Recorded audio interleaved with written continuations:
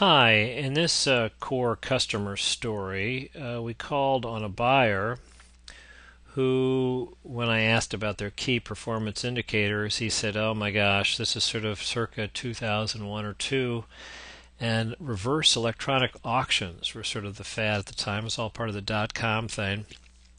And he said, "Gee, I've got this lower price edict. I can basically have three goals."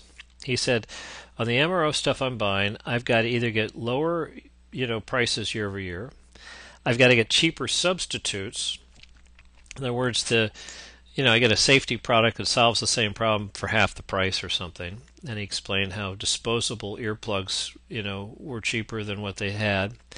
Uh, and or I have to get a longer term, no price guarantee. I mean, they're looking for 2, 3, 4 year kind of guarantees.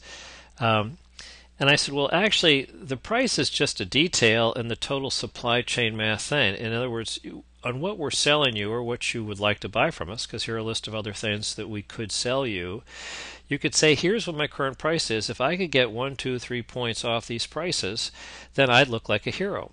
And we'd say, all right, fine, but then we'll name the supply chain math terms because we have to have a certain amount of margin dollar per line item, certain amount of margin dollar per invoice stop at the truck here.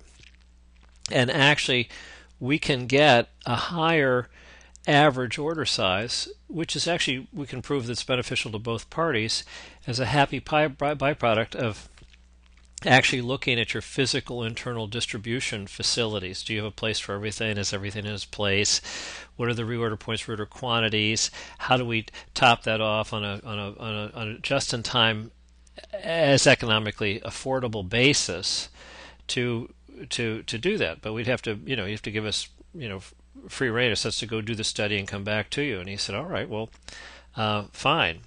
And basically, my client was in a business where they're getting the same back-end rebate, game that everybody else is playing. So in other words, there are other guys who would want to bid on this business.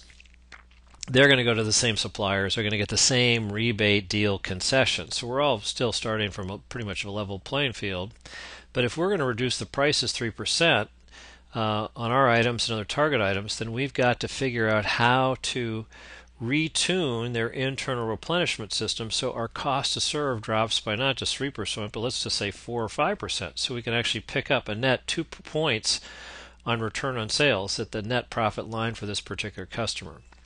And that's in fact what we did. We were able to increase the profit on the sales this customer by 2 points, and we doubled the sales volume, and we made this guy look good. We could not have done this without line item profit analytics supply chain math. So in a sense, you can guess that every buyer is under pressure to get good prices, let alone a formal lower price edict. But basically, you can go out with line item profit analytics and play the provocative game of, well, you name the price, we'll name the supply chain math terms. So that's an interesting case study. Thank you.